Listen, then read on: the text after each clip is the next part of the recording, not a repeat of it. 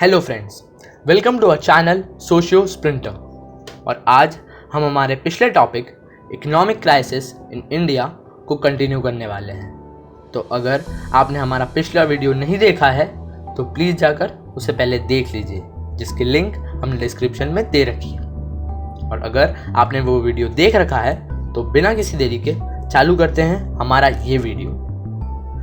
तो पिछले वीडियो के एंड में मैंने आपको बताया था कि मैंने कुछ मेजर इकोनॉमिक सेक्टर्स को 3 पार्ट में बांटा है, जो कि है वर्स्ट अफेक्टेड, मॉडरेटली अफेक्टेड और लीस्ट अफेक्टेड या फिर not affected by covid pandemic. तो सबसे पहले जान लेते हैं कि ऐसे कौन से सेक्टर हैं जो कि वर्स्ट अफेक्टेड हैं इस कोविड-19 पैंडेमिक से। जो सबसे पहला सेक्टर है जो कि वर्स्ट अफेक्टेड है इस कोविड-19 पैंडेमिक से, वो है रियल एस्टेट सेक्टर।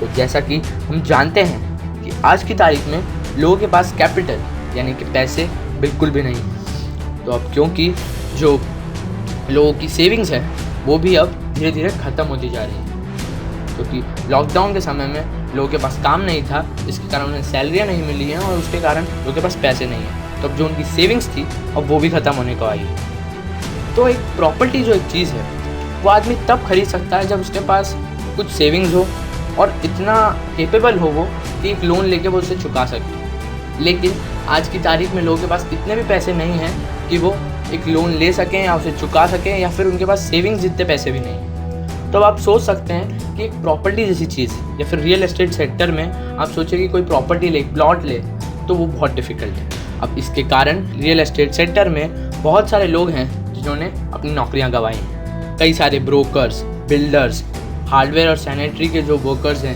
जो हार्डवेयर सैनिटरी के प्रोडक्ट्स बनते हैं, वो भी जब अगर रियल एस्टेट सेक्टर नहीं चलेगा तो वो चीज़ें भी नहीं यूज़ में आएंगी। तो वहाँ पर भी एक बहुत बड़ा रिसेशन आने वाला है। तो इसके कारण उन लोगों की नौकरियाँ बहुत ज़्यादा खतरे में। तो अब आप खुद सोच सकते हैं कि किस तरह की हालत इस समय रियल एस्टेट सेक्टर में है। चलिए अब बात करते हैं हमारे दूसरे वर्स्ट अफेक्टेड सेक्टर की, जो है टूरिज़्म और एंटरटेनमेंट।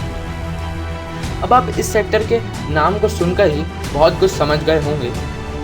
कोरोना वायरस के बाद लोग दूसरी कंट्रियों में जाना अवॉइड करने वाले हैं। तो अब लोग जब हमारी कंट्री में नहीं आएंगे तो हमारी जितनी टूरिस्ट साइट्स हैं वहाँ पे जितने लोगों को एम्प्लॉयमेंट मिलता है टूरिज़्म से, अब उन सब का एम्प्लॉयमेंट खतरे में है। आप सोच सकते हैं कितना गहरा प्रभाव पड़ने वाला है जब टूरिज़्म सेक्टर बंद हो। और रही बात एंटरटेनमेंट की, तो अब लोग malls, cinema halls, restaurants, clubs, इन सब में जाना भी अवॉइड करने वाले हैं, क्योंकि जब तक इस बीमारी की वैक्सीन नहीं बन जाती हम कहीं पर भी सेफ़ नहीं हैं। तो सबको पहले अपनी जान प्यारी होगी, और जब इतने सारे मॉल, रेस्टोरेंट्स, क्लब्स बंद हो रहे होंगे तो इसके कारण कई सारे लोग अपनी जॉब गंवाएंगे, और साथ ही साथ जिन लोगों के वो बिजनेसेस हैं वो पूरी तरीके से ठप हो जाएंगे।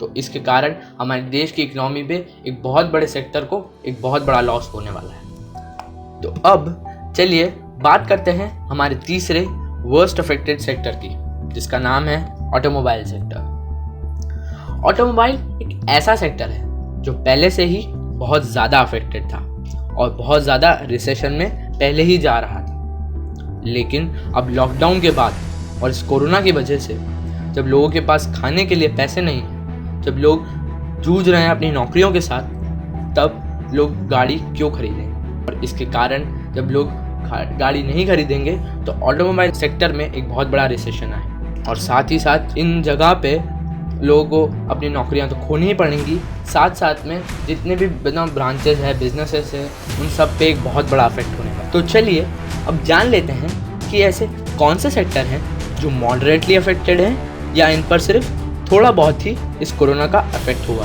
तो जो सबसे पहला सेक्टर है जो कि मॉडरेटली अफेक्टेड में आता है वो है कृषि उद्योग, या आप कह सकते हैं कि खेती बाड़ी में जो प्रोड्यूस होता है उसे कृषि उद्योग कहते हैं। तो इस सेक्टर पर भी काफ़ी इफेक्ट हुआ इस कोरोना वायरस का, या कह सकते हैं लॉकडाउन का।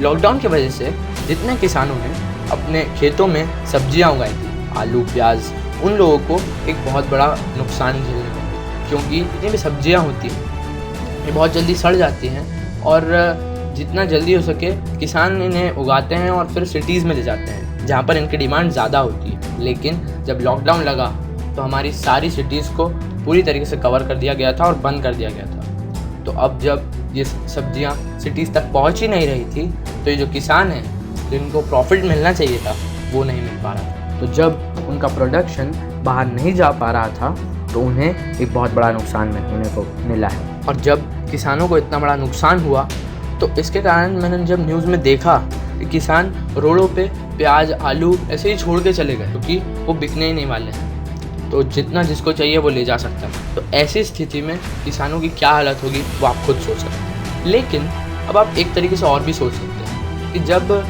3 महीने का लॉकडाउन ख़त्म हो गया है जैसे अब जब इनका वापस से बताऊँ ये लोग सिटीज़ में जाने लगे हैं, बिकने लगी हैं वापस से सब्जियाँ इनकी, तो वापस से इनका प्रोडक्शन जो था वो अब यूज़ में आने लग जाएगा। अब जितना भी इनका प्रोड्यूस था वो वेस्ट नहीं होगा।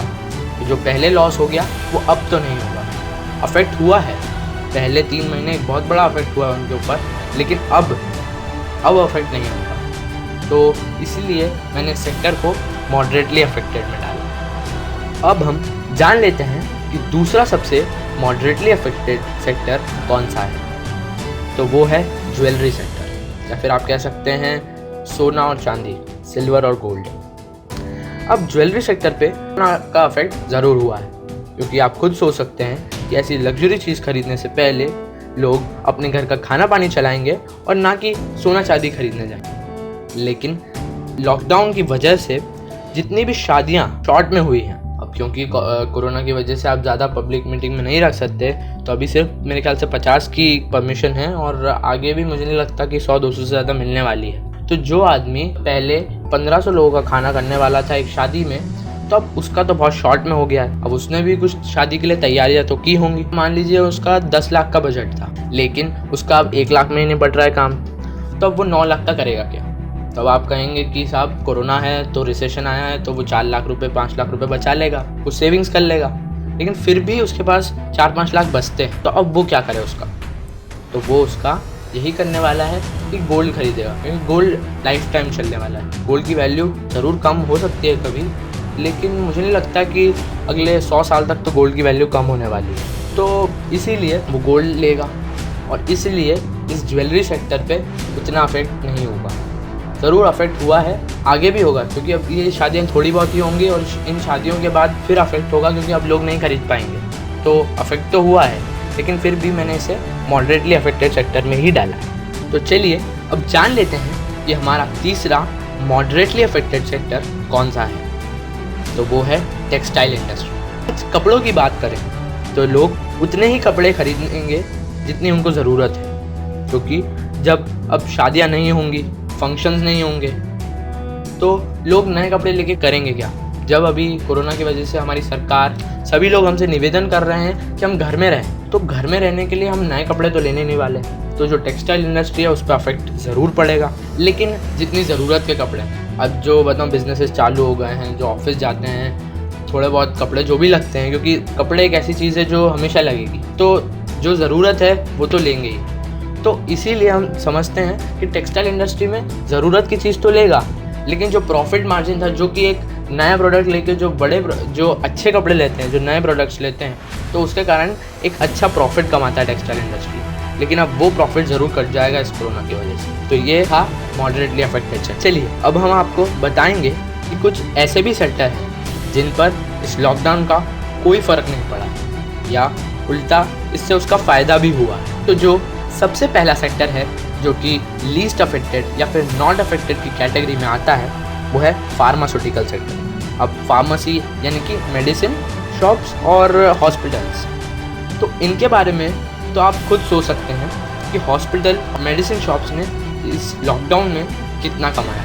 आज हर कोई मेडिसिन शॉप ग्लव्स और मास्क बेचकर एक बहुत बड़ा प्रॉफिट कमा रहे हैं, और मेरे ख्याल से लाखों करोड़ों भी लोगों ने कमाए हैं इससे। हॉस्पिटल्स में हमने कितने सारे ऐसे केसेस सुने हैं जो कोरोना थे ही नहीं, जिनकी मतलब रिपोर्ट्स आई ही नहीं थी और उन्हें भर्ती करके रखा था। तो हॉस्पिटल्स ने भी कमाया है, और मेडिसिन शॉप्स जो हैं, जो हमारी केमिस्ट शॉप्स हैं, उन्होंने तो अभी भी कमा रहे हैं और पहले भी कमा और अब आगे भी कमाएंगे, क्योंकि कोरोना जब तक नहीं जाने वाला तो लोग ग्लव्स लेंगे ही, मास्क लेंगे ही, तो उससे वो एक बहुत अच्छा प्रॉफिट कमा रहे हैं। तो कोरोना की वजह से इस फार्मास्यूटिकल सेक्टर में एक बहुत बड़ा फ़ायदा हुआ है मेरे। तो चलिए अब एक लास्ट सेक्टर के बारे में जान लेते हैं, जो कि है नॉट अफेक्टेड या फिर लीस्ट अफेक्टेड। तो वो है IT सेक्टर या फिर ऑनलाइन सेक्टर।